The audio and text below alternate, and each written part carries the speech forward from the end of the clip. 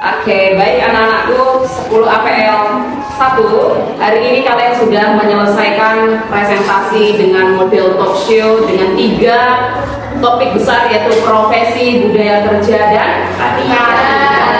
Ibu akan memberikan penguatan anakku. Kalau tadi ada yang menanyakan, Ibu, apakah materi ini dibicarakan juga di SMA?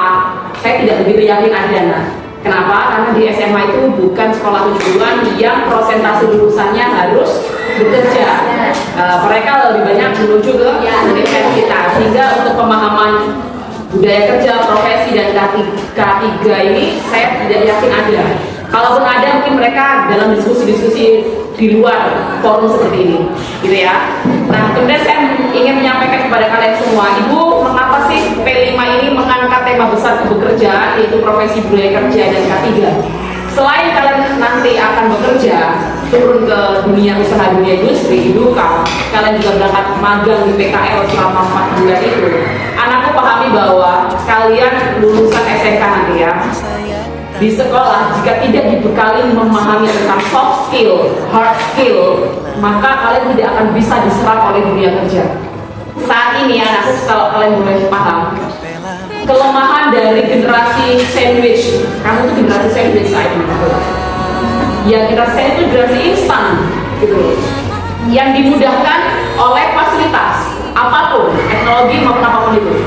Anakku pahami bahwa keluhan dari dunia usaha, dunia industri saat ini di zaman kalian adalah secara intelektualitas kalian oke, cerdas, mantap semua, tapi begitu masuk ke soft skill, ingat, soft skill berarti hubungannya dengan karakter, hubungannya dengan bagaimana kalian berhadapan dengan banyak orang di dunia kerja, itu yang lemah. Sopan santun, etika, akhlak, adab, itu yang lemah di dunia usaha, dunia industri. Padahal soft skill inilah yang menempati 80% kesuksesan seorang pegawai atau karyawan di tempat kerja, bukan hanya hard skill.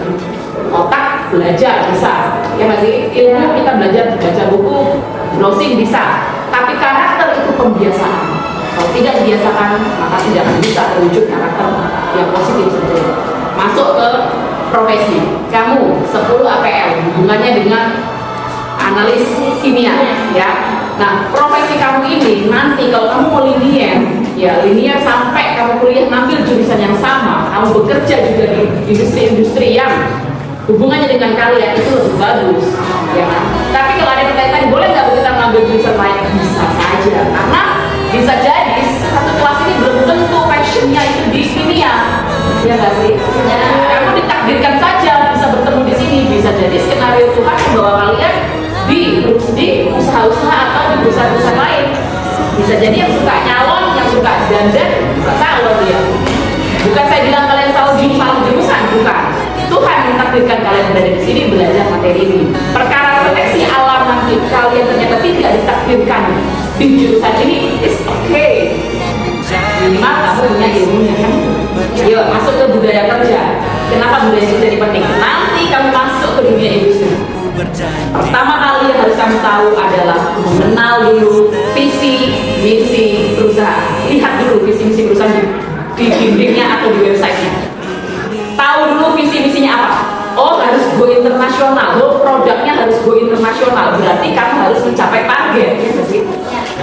Kamu mau jadi jurusan, kamu mau kerja di bagian apapun, mulai dari sales, supervisor, manager, analis, kontrol, quality control, apapun itu, kamu harus memahami dulu visi misi.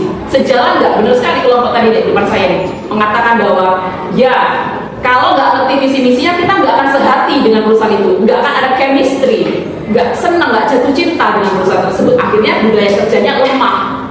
Nggak nawa itu lagi, nggak ada motivasi. Yang penting kerja, datang, dapat gaji, selesai. Nggak kayak gitu. Kamu nggak akan naik pangkat, nggak akan naik profesi kan itu sih promosi. Oke, yang paling penting adalah ketika di budaya kerja, kamu akan berbenturan atau bergesekan dengan banyak orang dan banyak karakter. Lihatlah se-Indonesia Raya akan bertemu di perusahaan tersebut. Bisa jadi kamu bekerja dengan orang asing, budaya kerja, etikanya beda, karakternya beda. Kalau kamu nggak mengerti bagaimana kepala seliro, legowo, berbesar hati, lapang dada, menahan emosi, mengontrol diri, tidak suka menggibah di perusahaan, tidak suka menjilat perusahaan, menjilat atasan supaya dia selamat sendiri dengan menjatuhkan teman-temannya yang lain atau pegawai di bawahnya. Enggak. Nah, inilah kenapa budaya kerja ini penting kamu pahami agar kalian bisa beradaptasi dan kalian bisa menjalani profesi kalian itu dengan nyaman. Seperti Ibu Yayu di sini, SMK 5. Budaya kerjanya apa? Ternyata budaya kerjanya adalah setelah saya lihat visi misinya karena mewujudkan siswa berkarakter Pancasila, berwirausaha, dan go ke universitas.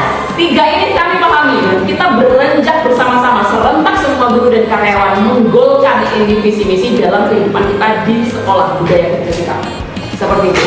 Jadi kalau misi saya tidak sesuai dengan sekolah, saya di-cut berarti sudah nggak sejalan. Nggak bisa saya dipekerjakan lagi. Sama ambil urusan berarti itu. Lanjut sekarang yang ketiga, yaitu K3. Profesi dapat, budaya kerja kamu pahami. Ternyata ketika praktek bertemu dengan alat, prosedur SOP, alat dan bahan, entah di lab, entah di gudang, entah di manapun kamu bekerja yang bersentuhan dengan alat atau bahan, kamu tidak memahami prosedur SOP-nya, jelas kamu akan merugikan dirimu sendiri dan juga merugikan perusahaan. Terkait masalah keselamatan tadi, saya tidak mengatakan kemudian perusahaan itu korupsi, nggak punya dana, itu lain ya. Yang jelas di perusahaan yang bonafit, kalau kamu bekerja di perusahaan yang bonafit yang memang sudah settle itu stabil, kamu nggak akan menemui tidak ada K3, semua pasti ada K3. Bahkan ada perserikatan yang disebut dengan jaminan sosial tenaga kerja, Jamsostek, yang dilindungi oleh negara, kesehatanmu, keselamatanmu juga dilindungi oleh negara. Ini ada dalam undang-undang ketenagakerjaan yang ada di Indonesia. Jika kamu bekerja nanti, dengarkan pesan ini. Jika kamu bekerja nanti dan ternyata di perusahaan tersebut tidak menerapkan K3, tidak ada jaminan keselamatan buat kamu, jaminan kesehatan buat kamu, maka kamu berarti dizolimi di sini. Ya benar, karena kalau perusahaan cuma memperkerjakan energimu doang, tapi tidak memperhatikan keselamatan kamu, bagaimana? Contoh, kamu disuruh jualan produk, target 1 bulan harus terjual 30 unit, umpamanya. Tapi kamu nggak diberikan uang transport, nggak diberikan uang lauk, makan siang, itu ada, semua itu ada aturannya dalam undang-undang. Nah, ini berarti kan zolim.